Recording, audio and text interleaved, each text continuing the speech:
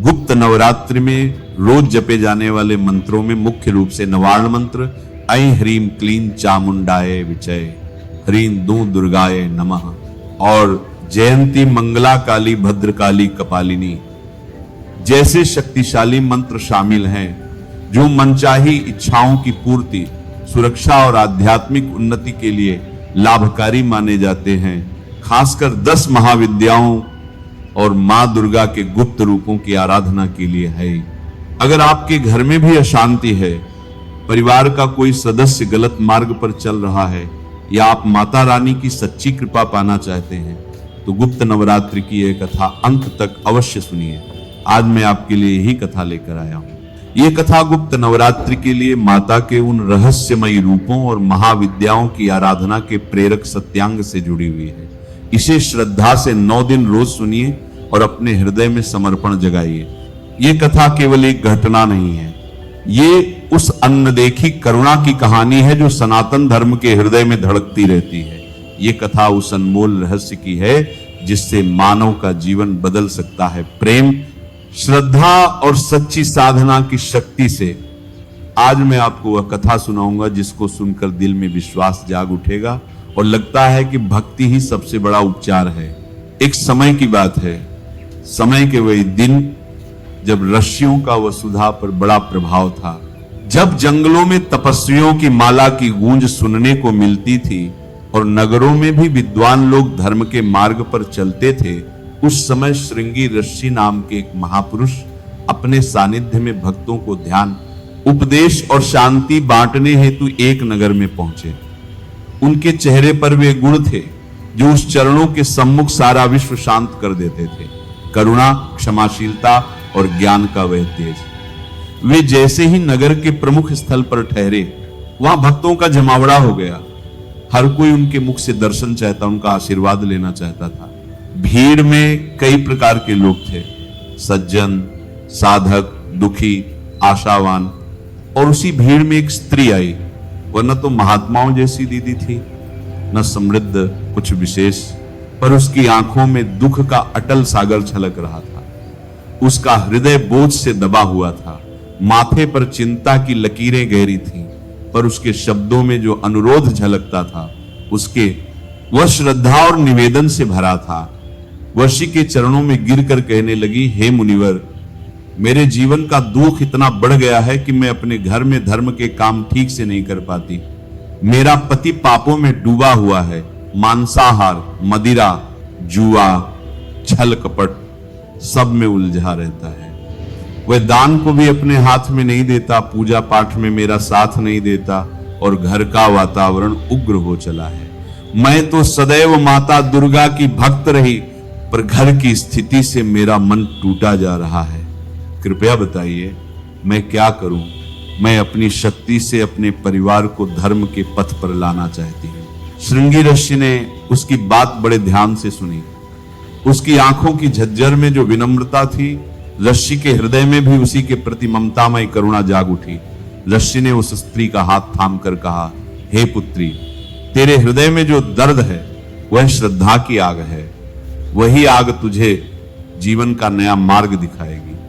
तुम माता का नाम रखकर जो साधना करोगी, वही तुम्हारे और तुम्हारे परिवार के जीवन को परिवर्तन करेगी। पर यह साधना किसी दिखावे की चीज नहीं, ये एक गुप्त, अंतर्मुखी और पूर्ण समर्पण की साधना है। यह साधना गुप्त नवरात्रियों में होगी।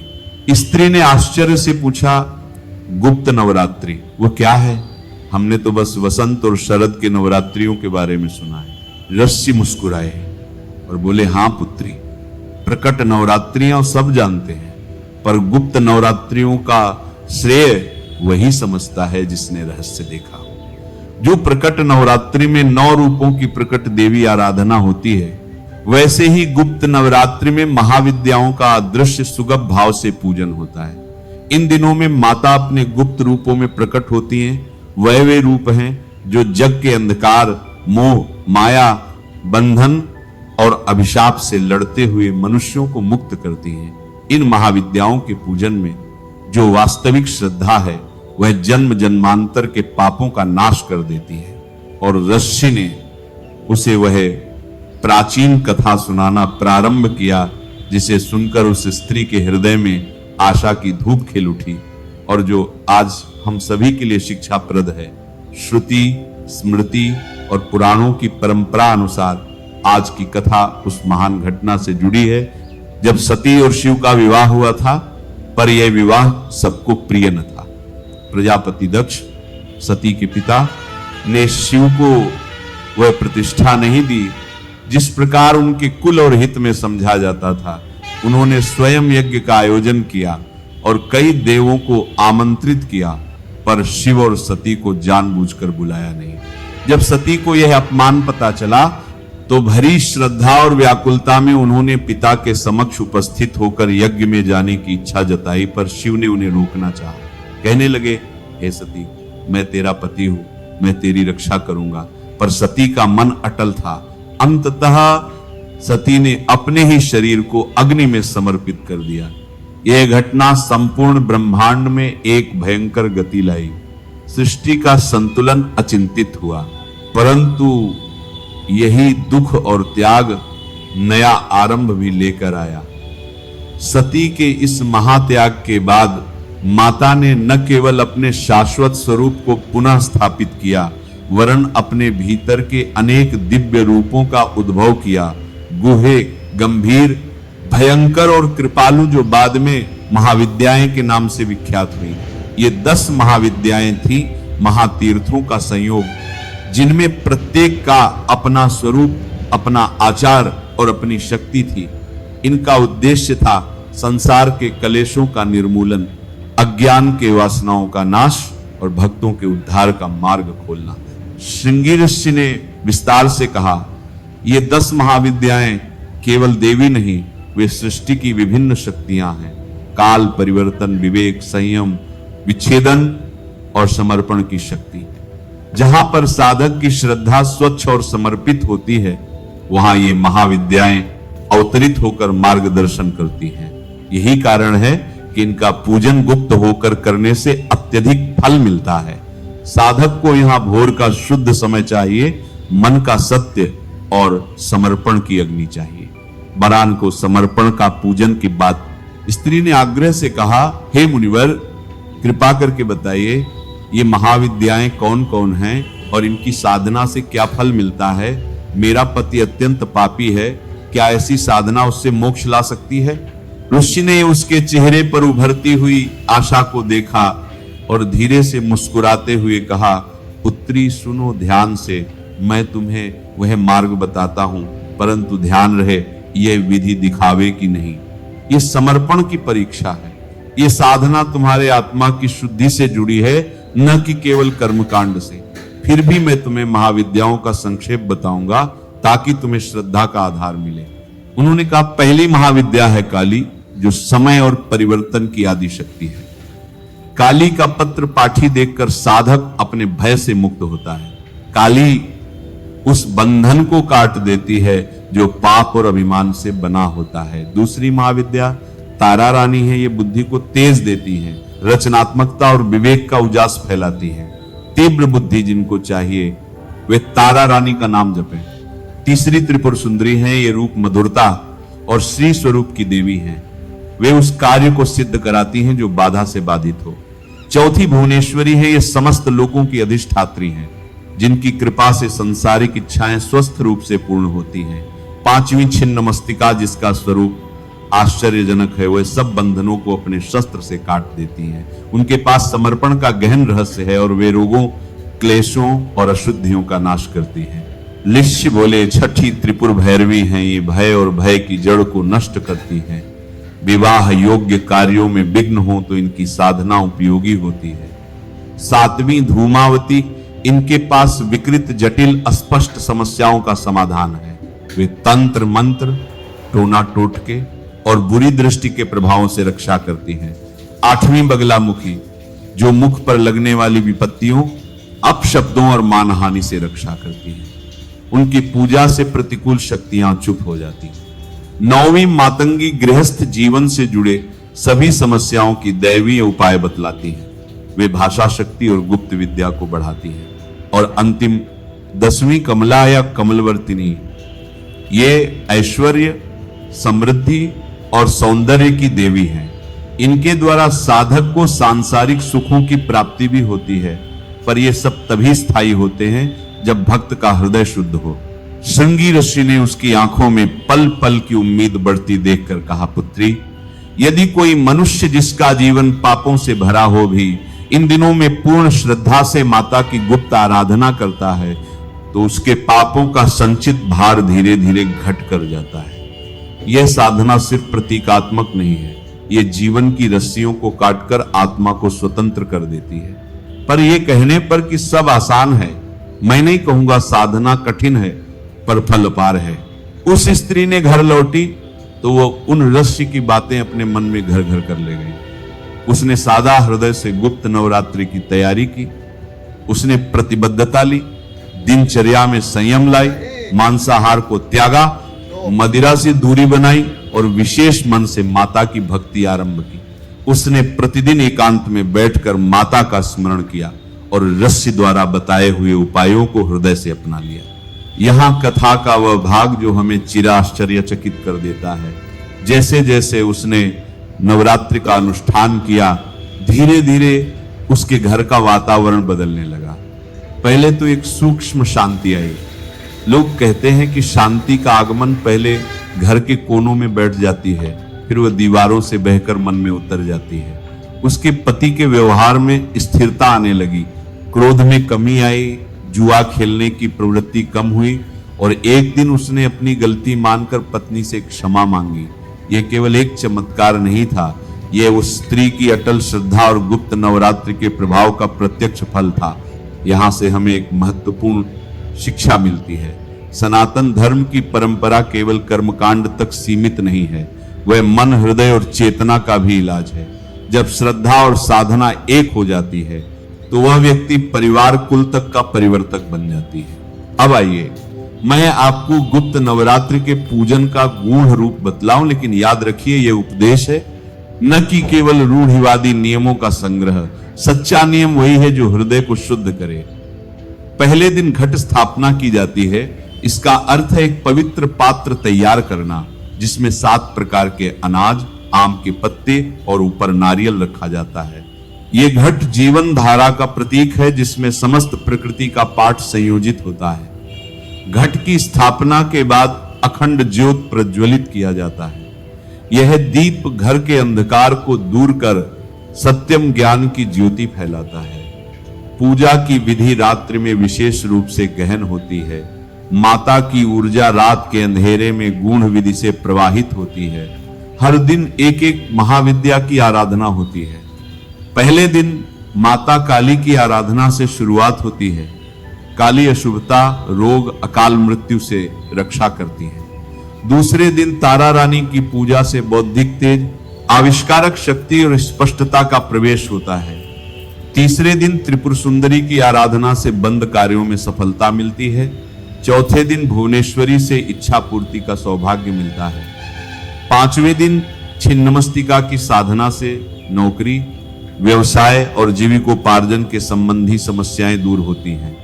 छठे दिन त्रिपुर भैरवी से विवाह संबंधी विघ्न दूर होते हैं। सातवें दिन धूमावती से बुरी नजर और जादू टोने के प्रकोप से रक्षा होती है।